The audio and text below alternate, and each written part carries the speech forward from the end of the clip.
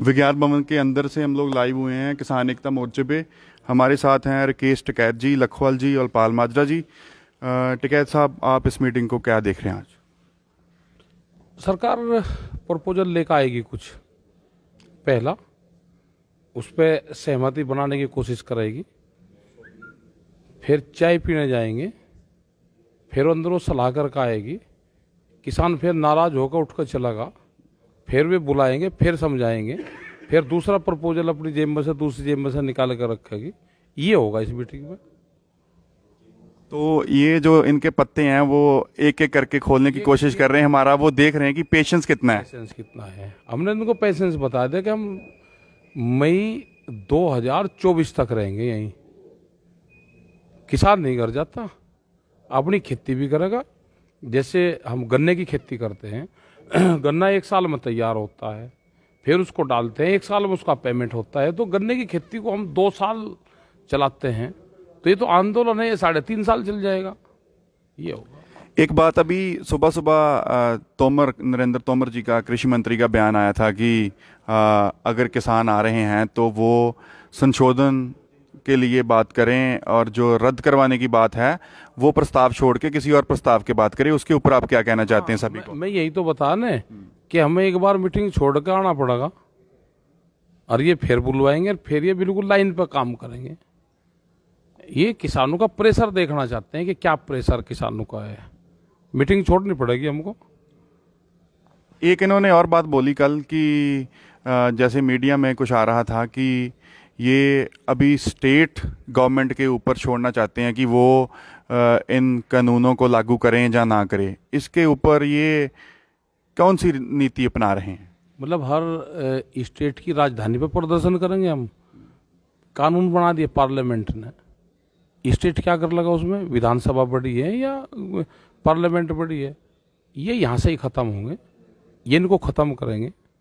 MSP पे कानून बनेगा, ये सारी चीज़ें इनको करनी पड़ेगी। क्या आपको ये नहीं लगता ये किसानों को पाड़ने की कोशिश कर रहे हैं कि स्टेट आपस में पाड़ जाए? यार, जो पंजाब को दे दिया पंजाब चले जाए, हरियाणा को मिल गया वो चले, यूपी मिल गया वो चले जाए। इसके ऊपर थोड़ा सा बता दीजिए, बहुत सवाल आ रहे हैं। मैं यही तो कह रहा हूँ कि पार्लियामेंट में जो पास हो गया हो उसको विधानसभा उसको को कर देगी, और इन्हीं की सरकारें हैं, वे कैसे कर देंगे? और उसका ना लाभ उसका हो पाएगा। भाई एमएसपी एक स्टेट कर दो, दूसरे वाले में सस्ता है, वो वहाँ से खरीद लेगा, महंगा भी मर जाएगा। तो ये नहीं होगा। पूरा देश इकट्ठा है, कानून यहाँ से बने हैं तो यहाँ से ही ख़त्म होंगे। जिस रास्ते से बना है उसी रास्ते से ख़त्म होंगे। जो आदमी या कोई भी चीज़ जहाँ से आई है वो वहीं वापसी जाएगी, तो सिस्टम ठीक बैठेगा। हम किसान यहाँ पर आ रहे, अलग अलग गाँव से आ रहे, यहाँ इकट्ठे रह रहे, सिस्टम तो जब भी बैठेगा ना ठीक। हम अपने घरों को वापसी जाएंगे, जो जहाँ से आया वो वहीं जाएगा। यही सृष्टि का नियम है। ये एक बात पूछते हैं हमारे जो व्यूअर्स हैं सारे किसान, कि कहीं किसान नेता संशोधन के ऊपर मान तो नहीं जाएंगे, रद्द करवा कर ही वापस आएंगे? उसके ऊपर थोड़ा सा डिटेल में बोल दीजिए। जो संशोधन पे नेता मानेगा वो कमेटी से भी जाएगा और अपने गांव से भी जाएगा। उसके गांव के लोग छित्तर मारेंगे, डले मारेंगे उसके, और उसकी 3 पीढ़ी किसानों का जयचंद को आई जाएगी।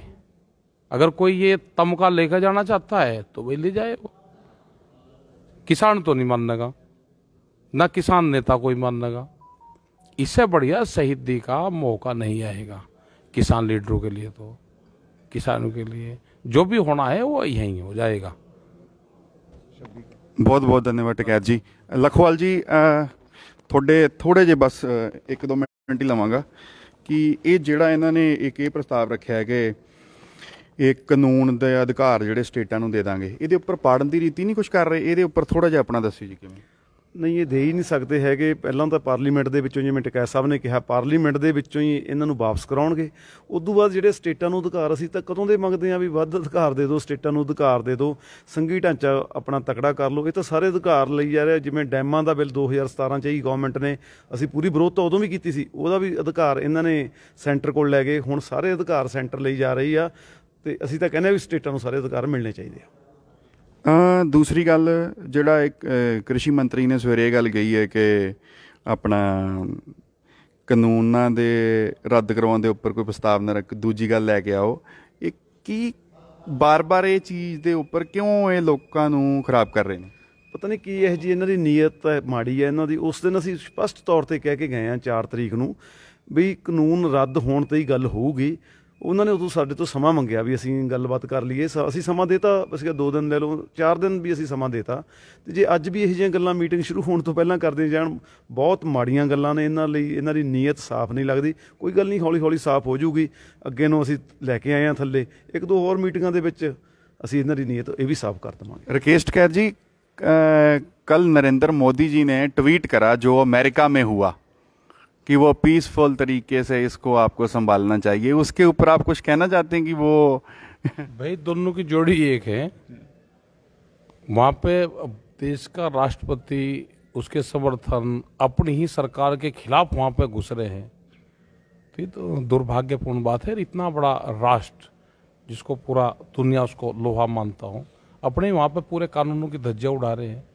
बट मोदी जी वहाँ पे तो ये स्पीच दे रहे हैं और उनको जो उनके घर पे आगे आके बैठे हुए हैं उनके ऊपर तो कहीं बोले नहीं।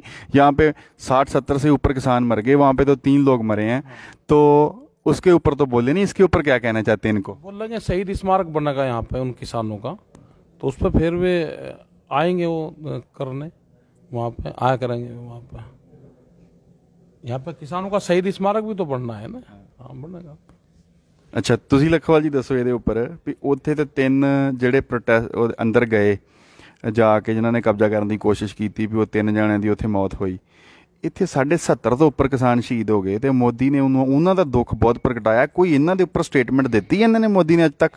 ਕੋਈ ਸਟੇਟਮੈਂਟ ਨਹੀਂ ਦਿੱਤੀ। 1-2 ਲਾਸ਼ਾਂ ਰੋਜ਼ ਸਾਡੇ ਪੰਜਾਬ 'ਚ ਜਾ ਰਹੀਆਂ, ਐਕਸੀਡੈਂਟ ਹੋ ਰਹੇ ਨੇ, ਤੇ ਅਸੀਂ ਤਾਂ ਕਹਿੰਦਾ ਕੋਈ ਮਦਦ ਨਹੀਂ ਦਿੱਤੀ। ਕੋਈ ਇਹਨਾਂ ਦਾ ਜਿਹੜਾ ਬੀਜੇਪੀ ਦਾ ਕੋਈ ਲੀਡਰ, ਕੋਈ MLA MP, ਕੋਈ ਕਿਸੇ ਦੇ ਘਰੇ ਨਹੀਂ ਗਿਆ ਅਫਸੋਸ ਕਰਨ। ਕਿੱਡੀ ਮਾੜੀ ਗੱਲ ਆ। ਤੇ ਉੱਥੇ ਅਮਰੀਕਾ ਦੇ 'ਚ ਅਫਸੋਸ ਕਰੀ ਜਾਂਦੇ ਨੇ।